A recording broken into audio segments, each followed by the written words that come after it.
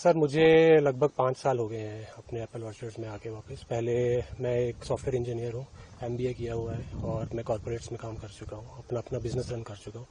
लेकिन जब से मैं अपने रूट्स की तरफ वापस आया हूँ और जब से एप्पल फार्मिंग शुरू की है, तो जितना पोटेंशियल मुझे एग्रीकल्चर और हॉर्टिकल्चर इंडस्ट्री में इंडिया में दिखता है इस टाइम, वो किसी भी इंडस्ट्री में मुझे नहीं लगता है।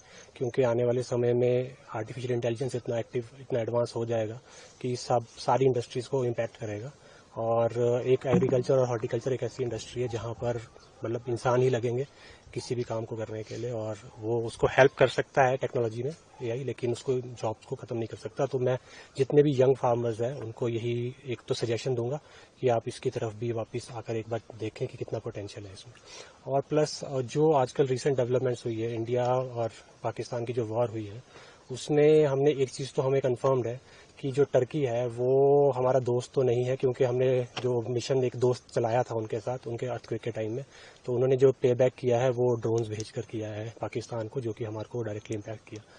तो इसके लिए मैं एक तो ये तो 100% है कि अगर बैन हो जाए इनके साथ ट्रेड, क्योंकि इंडिया का जो ट्रेड है वो $10 बिलियन के आसपास है टर्की के साथ, जिसमें से कि जो एप्पल्स है वो एप्पल्स टर्की से last year 80 lakh boxes import हुए हैं टर्की से, और ईरान भी सिमिलर लगभग 80 लाख बॉक्सेस ईरान से हुए। तो इनका जो इंपोर्ट होता है वो हमारे नवंबर से लेकर अप्रैल तक होता है इनके एप्पल का। तो वो हमारा ऑफ सीजन होता है, लेकिन जितना भी हमारा सेब है वो स्टोर होता है। जितना भी हमारा अच्छा क्वालिटी का जो सेब होता है, जो हाइट से निकलता है, वो स्टोर होता है। वो उसी टाइम पे बिकता है, नवंबर, दिसंबर, जनवरी, फरवरी, मार्च, ताकि ईयर राउंड हमारे को। तो जो सबसे ज्यादा इम्पैक्ट करता है वो उसी एप्पल को इम्पैक्ट करता है हमारे। तो इससे जो बहुत ज्यादा कंपटीशन हो जाता है हमारी मार्केटिंग में, और सबसे बड़ी प्रॉब्लम यही है कि जितना हम प्रोड्यूस कर रहे हैं, इंडिया में पूरे साल भर 15 करोड़ बॉक्सेस की डिमांड है, जिसमें से कि 12 करोड़ बॉक्सेस हम 3 स्टेट्स प्रोड्यूस करते हैं, हिमाचल, जम्मू एंड कश्मीर और उत्तराखंड।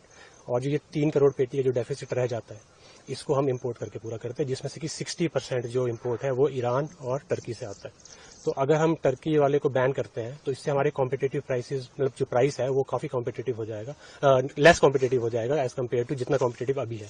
तो इसमें जितनी भी कंपनीज है, जैसे अदानी है और अदर इंडियन कंपनीज है, उनको बहुत स्टिफ कंपटीशन इस टाइम फेस करना पड़ता है इस इम्पोर्ट की वजह से। क्योंकि जब वो स्टोर करते हैं सेब, उनको भी आगे मार्च अप्रैल के टाइम बेचना है, वो उसी टाइम ये सब ज्यादा पीक जो है वो इसी टाइम इम्पोर्ट होता है। तो वो हम फार्मर से एक कॉम्पिटेटिव रेट पे ही ले सकते हैं सेब। अगर ये कंपटीशन खत्म होता है तो वो जो जितनी भी कंपनीज है, जैसे अदानी है, रिलायंस फ्रेश है, तो ये थोड़ा सस्ता, ये मतलब हमसे थोड़ा महंगा खरीद के इनका, क्योंकि प्रॉफिटेबिलिटी मार्जिन बढ़ेगा, तो अगर वो प्रॉफिटेबिलिटी मार्जिन बढ़ेगा तो वो हमारे को थोड़ा सा उसमें से दे सकते हैं। प्लस वो उस प्रॉफिट मार्जिन से कुछ इंफ्रास्ट्रक्चर डेवलप कर सकते हैं, मोर कोल्ड चेन प्रोवाइड कर सकते हैं हमारे को, मोर वॉल्यूम प्रोक्योर कर सकते हैं। क्योंकि अभी पिछले साल मेरे ख्याल से अदानी ने शायद 12.5 लाख पेटियां ही प्रोक्योर की है। 80 लाख टर्की से आ रहा है, 12.5 लाख सिर्फ अदानी ले पा रहा है हमसे। तो अगर वो अपना स्ट्रेंथन करेगा कोल्ड चेन, वो तभी कर पाएगा जब उसको इसमें प्रॉफिट दिखेगा। तो अगर अदानी जैसी कंपनी को अगर आप हम मौका देंगे कि वो अपना इसको इंफ्रास्ट्रक्चर को डेवलप करे, वो तभी कर पाएगा जब कॉम्पिटिटिवनेस कम कर पाएंगे हम लोग। तो उससे और ज्यादा कोल्ड चेन्स बनेगी और ज्यादा प्रोक्योरमेंट हो पाएगा हमारे इंडस्ट्री में। और इससे क्या होगा, एक रिपल इफेक्ट जनरेट हो सकता है कि जो फार्मर्स है, यंग फार्मर्स है, उनको अगर प्रॉफिट मार्जिन दिखेगा, जो कि श्रिंक हो रहा है हमारा प्रॉफिट मार्जिन अभी इस टाइम इस इंडस्ट्री में, तो उसको दिखेगा कि ये प्रॉफिटेबल है, तो वो और ज्यादा लोग आएंगे इसमें, यंग जनरेशन आएगी। तो उससे क्या होगा कि और ज्यादा इकोनॉमी हमारी स्ट्रांग हो सकती है, नई टेक्नोलॉजी के साथ नया युवा काम करेगा, तो और ज्यादा हम, और मुझे लगता है कि हमारा जो पोटेंशियल है वो लगभग 20 से 22 करोड़ पेटियों का है, जो हम इस टाइम निकाल सकते हैं जितने ऑर्डर लगे हैं तीनों स्टेट्स में। तो अभी हम उसका आधा निकाल पा रहे हैं, तो और ज्यादा लोग जुड़ेंगे और निकलेगा, तो हम जो डेफिसिट है उसको तो खत्म कर ही पाएंगे, हम एक सरप्लस जनरेट कर पाएंगे जो हम फिर एक्सपोर्ट कर सकते हैं, और इससे इकोनॉमी हमारी और बूस्ट होगी। आप मार्केट किसको करते हैं, कौन सी कंपनी को दे रहे हैं, और क्या एडवांटेज है इफ यू सी कंपैरेटिवली? हम लोग देखिए सर, हम लोग क्या करते हैं कि हम लोग लोकल मार्केट में भी बेच रहे हैं, मंडीज में जो है हमारी उसमें भी बेच रहे हैं, और जब हमारा हाइट का सेब आता है तो हम लोग अदानी को दे रहे हैं। तो कंपैरेटिवली अदानी का जो केजी वाला सिस्टम है वो केजी में प्रोक्योर करता है, और 90 रुपीज से 100 रुपीज पर केजी के आसपास वो खरीद रहे हैं। और जो हम अपना मार्केट में हम बेच रहे हैं, अगर हम टोटल एवरेज अपने निकालें तो शायद मुझे लगता है कि शायद 50 रुपीज केजी भी हम नहीं अचीव कर पाते हैं। तो अगर आप अच्छी क्वालिटी पे जाएंगे और उस पे जाएंगे तो इससे अच्छा बेटर ऑप्शन मुझे नहीं लगता, मुझे अदानी ज्यादा बेटर लगता है अपने हिसाब से। कितना बेनिफिट हुआ if you compare it during your 5 years experience? मुझे लगता है कि एज अ प्रोडक्शन जब से हमने टेक्नोलॉजिकली नई हाई डेंसिटी प्लांटेशन करनी शुरू की है, नई टेक्नोलॉजी के साथ हमने काम करना शुरू किया है, तो क्वालिटी में 2x हमने कर लिया है, मतलब क्वालिटी में 2x बेटर कर लिया है। प्रोडक्शन भी हम ऑलमोस्ट ट्वाइस जो हम पहले निकाल रहे थे उससे ट्वाइस पे हम पहुंच गए हैं।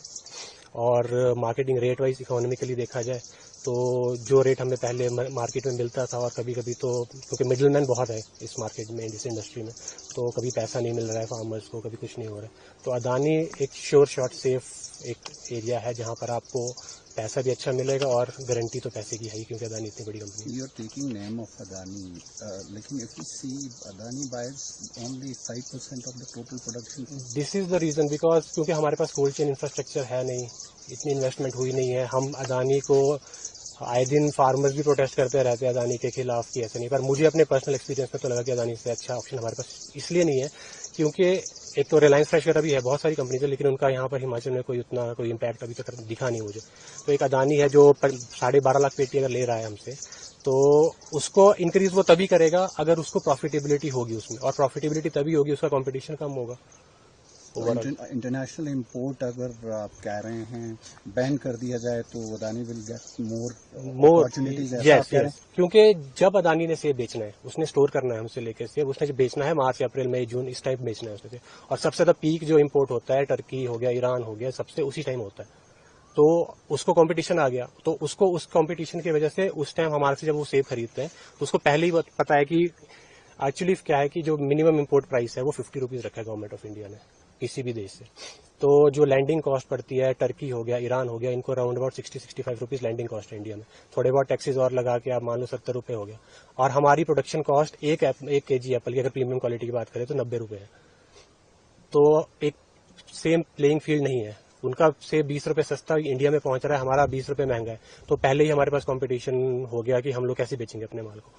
तो वो चीज हमारे को एक लेवल प्लेइंग फील्ड चाहिए, वो तभी हो सकती है या तो उसको 90 रुपए कर दें आप उसका मिनिमम इम्पोर्ट प्राइस, या फिर आप जैसे कि अभी तो मौका है, टर्की ने हमारे साथ अगर ऐसा किया है तो हम उसको कंप्लीट बैन भी कर सकते हैं। अगर आप 30% टोटल इम्पोर्ट कर रहा है, टोटल इम्पोर्ट जितना होता है इंडिया में 30% टर्की कर रहा है, तो अगर वो 30% ही बैन हो जाए पूरा, तो आप 80 लाख पेटियां जो बच गई है, 12.5 लाख अदानी ले रहा है, तो और प्लेयर्स आए, रिलायंस आए, बहुत सारी कंपनीज आए, वो 80 लाख को भी अगर कवर कर ले तो इकोनॉमी बहुत ज्यादा ऊपर हमारी आ सकती है। Thank you.